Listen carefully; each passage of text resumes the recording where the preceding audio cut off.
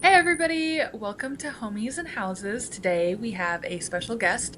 Her name is also Rachel. Love the name. She is a realtor. But do you want to tell us kind of if there's anything else you do and kind of what a realtor does, maybe for the complete newbies out there? Sure, yeah. Yes, my name's Rachel. I'm a realtor with Remax Adventure. It's just a small brokerage, southern Minnesota. I'm actually a full-time realtor, so this is all I do. It's my full-time job. There are realtors that, they have other jobs, side hustles, whatever, but this is my main focus. It's how I can do the best work for my clients is to focus on it full-time. So that's me. So, how long have you been doing it? Because I remember years ago when I first met you. That was so long ago you were a realtor. So, when did you start? Yes, so I have been a realtor for a little over 10 years. So I was 25. I was just kind of ready for a career change, and then this kind of fell into my lap, and I figured out I love it, so why not stick with it? So, what made you decide to get into real estate? Was there a origin story of you just were like, I'm just going to try this, or were you always passionate about it? Yeah, actually, it was my sister that came up with the idea. So I was working a different career. I lived in a different state for that job, and I was just kind of ready to be back in my home state, closer to family. I was 25. I was just kind of like, I miss my sisters. I'm really close with them, so I wanted to be back. So I was talking to my sister, and she was like, "Well, why don't you ask Uncle Matt about real estate?" And so that is her husband's uncle. And Matt now is currently my broker. Kind of the more I thought about it, I was like, well, my parents own an excavating business. So I grew up watching my dad in big equipment digging basements for houses. And I watched these houses be built from the ground up. And I've always thought it was fun being on the job sites and seeing everything. And, obviously my dad had friends, builders in the industry, so I got to see everything. And I always thought that was cool. I took an interior design class in high school. I thought that was fun. I've just kind of, the more I thought about it, I do enjoy houses. I liked HGTV, House Hunters, all that stuff. So I was like, you know what? Yeah, why not give it a shot? So I met with Matt. Like I said, now he's my broker. And, we just kind of had a really good discussion on what to expect, and he was kind of like, well, yeah, with your job history and how you grew up, he was like, I think you'd be a good fit. And so took my classes, got my license, and hit the ground running. So if someone has never bought a house before, um, what kind of things do they look for? What do you help them with? Yeah. Yeah, so the biggest thing is obviously getting in touch with an agent. A Mhm. local agent is what I stress the most about. Just because you need somebody that's local to that market so they know if the prices are appropriate and kind of the market trends. That's kind of the biggest thing is obviously our job is to protect our client. It's a big investment. Our job is to know exactly what's happening on the current local market. Is this a good deal for them? Are they going to be able to resell it and make some money someday? Obviously our job is to prevent making a bad investment for our clients. Yeah. So if someone's never bought a house before, and before they call you, is there anything they should be doing? Do you encourage them to be doing their own research? Obviously, you know the market better than pretty much anyone in that local market, like you said, because that's what you're doing all day. But for a new buyer, a first-time home buyer, whether it's a family home or an investment, what do you encourage them to do before calling you, if anything? There really isn't anything to do before calling us. Obviously, we always say, like, we are step one. Even if they're curious, hey, whatever. Obviously, people start online. You look at the main websites, just at houses, that's fun. And then reach out to a local agent and just kind of see if that is a possibility, for you. But we always kind of say step one is an agent, and then your agent can kind of get you in touch with local lenders. So that's also important, having a local agent and a local lender. So then the agent knows, okay, this lender is going to do a good job.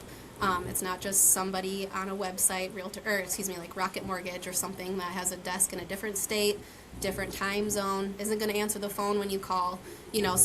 Step one is a local agent, and step two will be a local lender. And then we kind of hold hand in hand and guide you through the whole process and help you out. Cool. And then what does the process look like from I'm curious until I have the keys in my hand and I'm walking into my new home? Yeah, so of course, curious kind of starts online. You know, you're just kind of looking at houses, seeing, oh yeah, that'd be cool, you know, whatever. And then next step, like I said, contact a local agent, meet with them, and you can also interview agents. You know, it's a big decision. It can be emotional, it can be stressful. You're gonna work with them quite a bit, so kind of find someone that fits your vibe, and also, of course, like that you are confident in, has the local market knowledge, has the experience, all of that stuff too.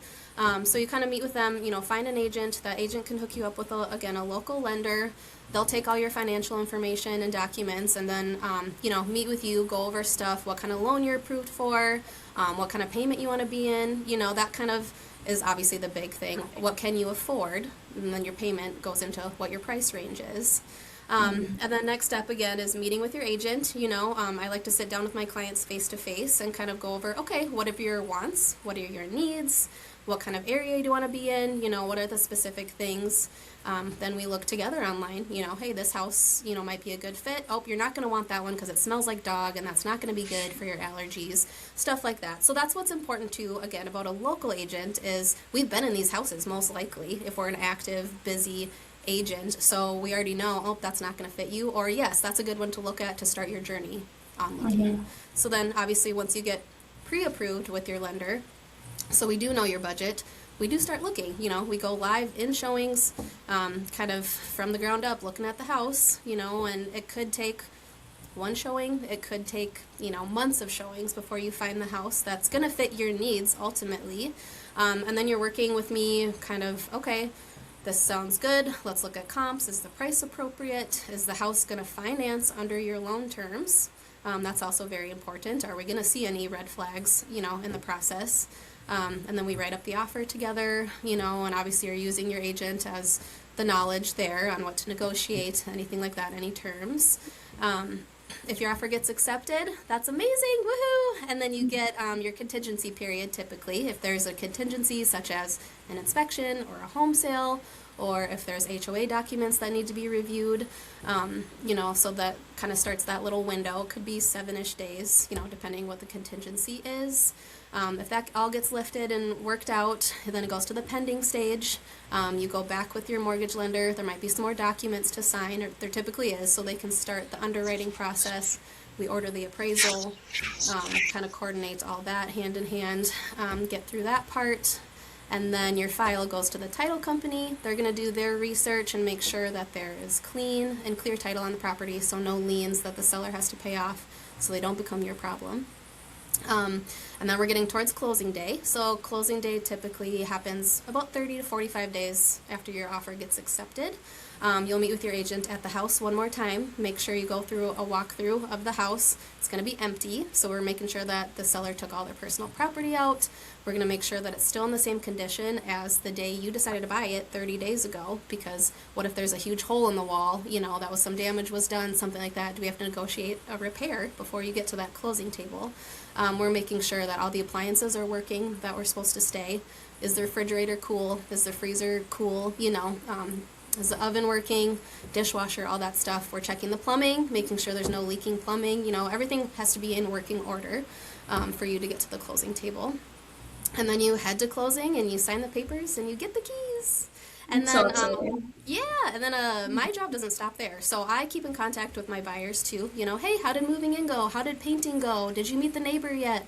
You know, I like to be a resource for my buyers for life. You know, if somebody needs a plumber, hey, Rachel, who should I call? If somebody needs a carpet guy, hey, where do I go? You know, so I'm always trying to, I do stay in contact with my past buyers just to make sure, hey, I'm a resource if you ever need anything. Or, you know, hey, should I do an addition or should I sell my house? You know, and we can kind of go through that step by step. Okay, is that going to bring your value up when you do need to sell it anyway?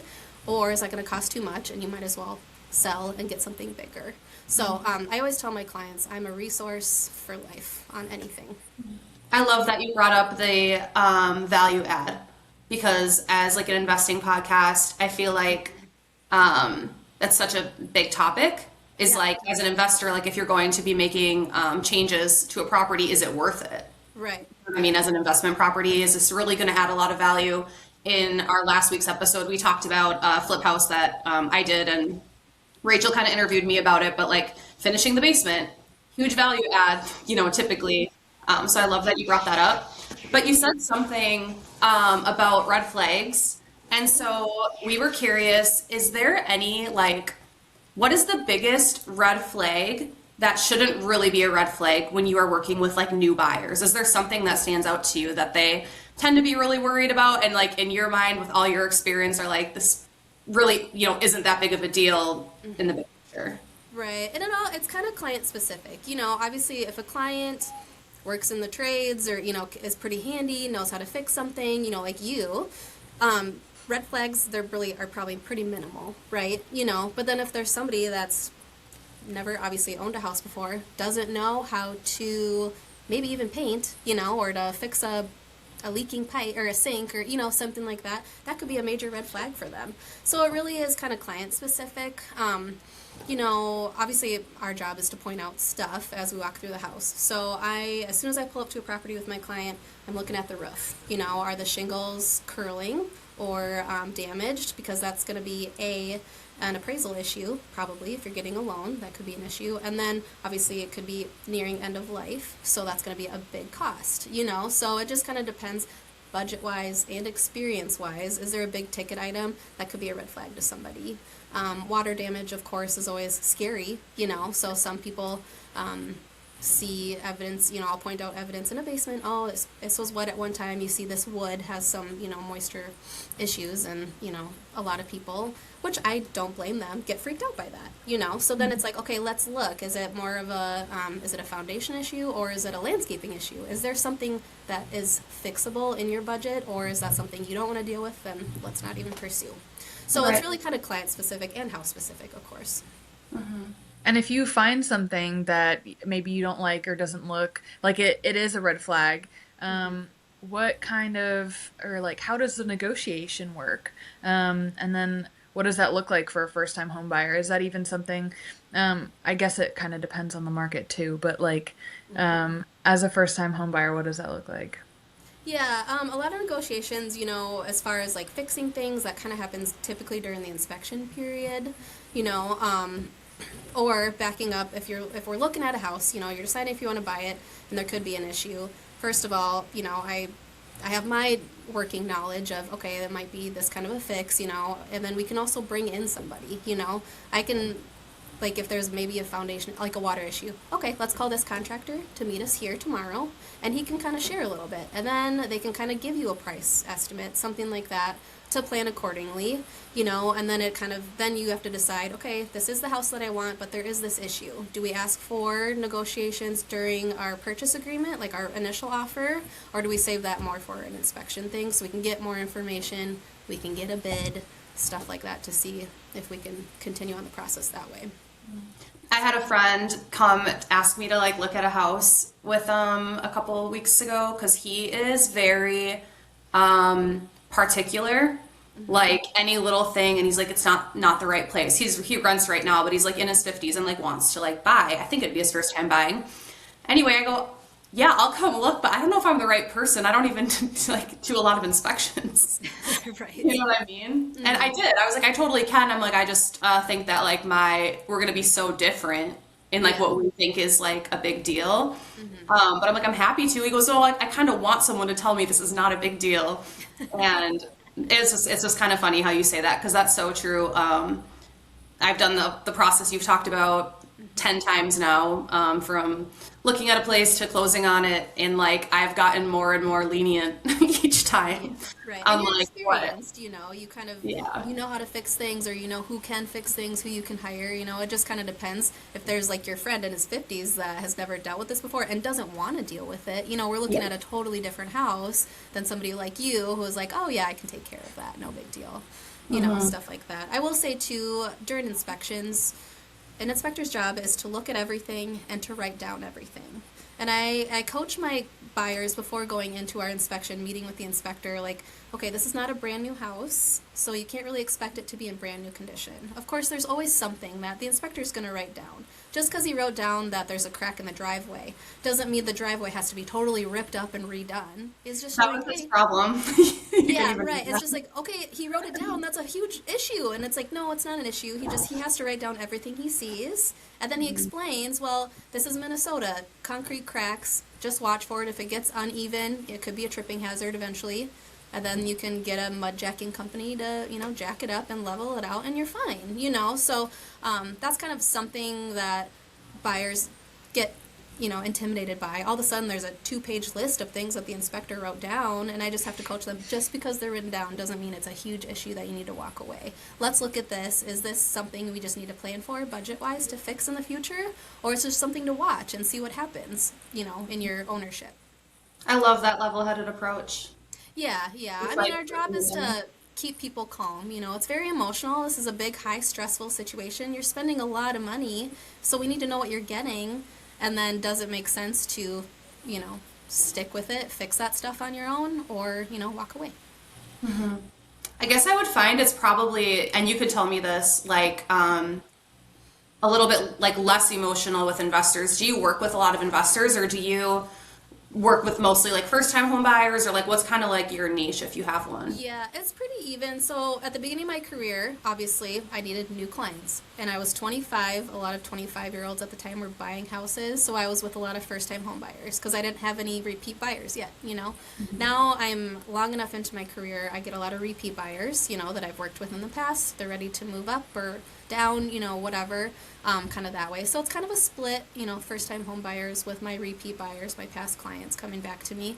And then I work with a handful of investors.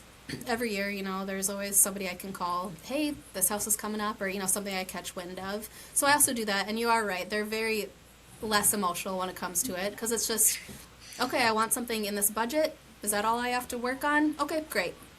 What's it going to make me money? How much money is it going to make me at the end of the day? That sounds good, So it's pretty minimal invasiveness, like you kind of said, like you don't do inspections. Some do, because they want to know, or, whatever. But it's a lot less emotional when investors are involved typically, because it's not their first purchase. They've done it before. And so it's not as scary, I would say. Yeah. Yeah. And if someone is a first-time home buyer or like a first-time investor, like what kind of questions should they ask to find the realtor that works best for them? Kind of like Alana talked about too, a niche is important. Have you worked with another buyer in my situation before? So what is your experience? Do you work with first-time home buyers? Because I don't know what I'm doing, so you should. And have you done it before? I'm an investor. Have you worked with investors before? Yes, because that is totally different, first-time home buying versus an investor. So, a lot of questions that you should ask a realtor is, yes, like, how long have you been doing this? And how, like, often have you, like, how many sales have you done? Kind of, just to see what is their experience. Just because somebody's been in the business for 20 years doesn't mean they do, doesn't mean they're the top producer in their area. You know what I mean? The top sales in their area. So, like I said before, kind of at the beginning, some are part-time agents, and, if they're still busy enough and have the experience, that's great. You can work with a part-time agent. I like to push, obviously, full-time agents because that, they're just spending more time knowing the market.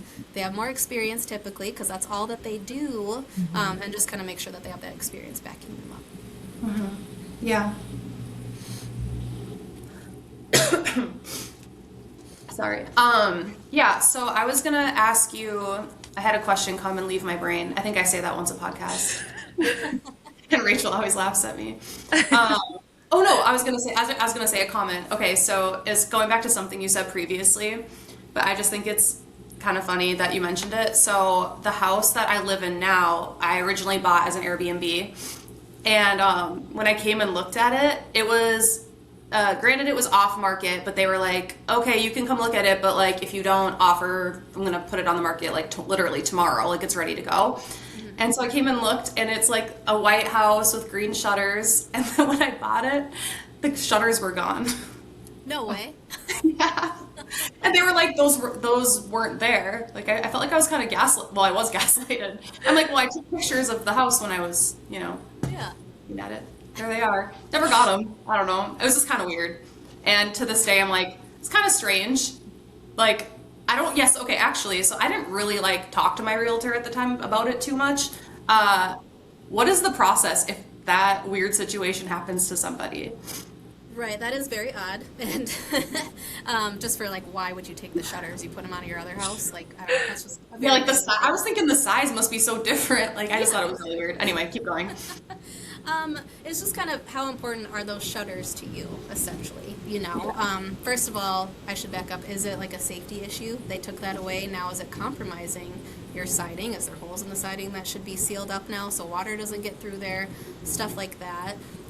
And how important is it to you? Are you not going to buy this house because it doesn't have shutters anymore?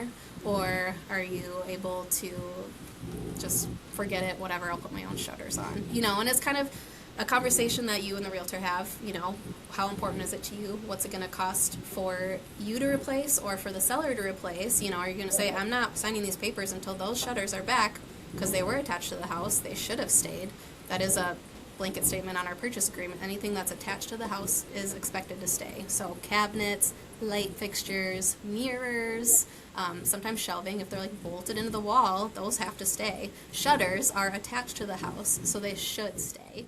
That's what I was wondering if it like that fell into that category. I'm just like, I don't know. I don't care about that much, so I just like let it go. I'm like, I don't know if this is worth my energy and time because I eventually want to like paint the house, you know, eventually. But Yeah, exactly. So like it kind of just depends on the situation. Yeah, how emotionally attached are you to the shutters? Even though they should stay, that is in the purchase agreement. So you could have made a big deal about it and made them put them back on yeah, if you refuse to close before they were put on. You know.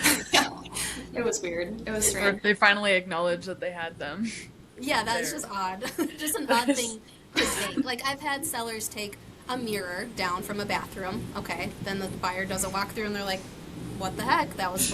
Everybody knows it's a bathroom mirror. It's supposed to stay. Yeah. You know. So like, there's been like kind of odd little things like that that are just like, why was that so important? And if it is important, they should have wrote that in of your purchase agreement at the time of your offer, saying the shutters will be removed, and then you have to agree to that before Yeah. you know, further on.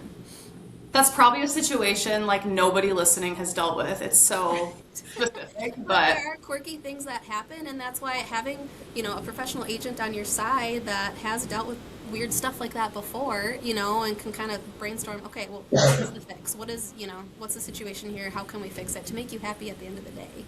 yeah, yeah.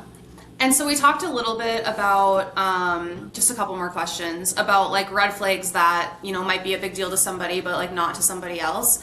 What is like, is there the opposite to that question? Like a red flag that like to you that like buyers don't tend to think is a really big deal? Or is that just so specific as well to the house? Yeah, More- it's really specific as well to the client and to the house, you know. I mean, my job, I'm never gonna push somebody into a house. So I'm not gonna say, oh my gosh, this house is great. Look at this.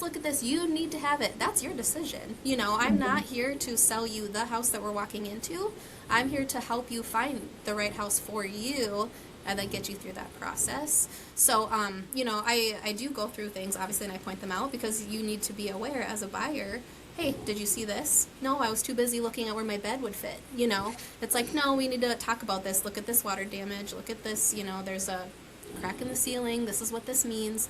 Stuff like that. So, you know, I point stuff out. And it depends on the client. You know, an investor, they do their own thorough, you know, walkthrough, and I point out stuff. Oh yeah, I saw that, you know. But it's still my job to point it out because I don't want someone to come back to me and be like, "Oh my gosh, look at this! I moved in and there's this huge thing. You didn't point it out to me." You know. Yeah. So I'm not a licensed inspector, but I still do a thorough enough, you know, look around to make sure that you are getting educated on what your potential purchase is. Yeah, you're very thorough. And since we're in the same town, I've heard that multiple times, which is one reason I asked you to be on the podcast. Haven't you, or okay, so in your email, I've been meaning to ask you, so it says that you're like a miracle agent. What does that mean? Yeah, so Remax, my brokerage, has partnered with the Children's Miracle Network. So all Remaxes throughout the world are able to partner with the Children's Miracle Network. And what that means is every closing that I have, I make a donation in my client's name to the Children's Miracle Network.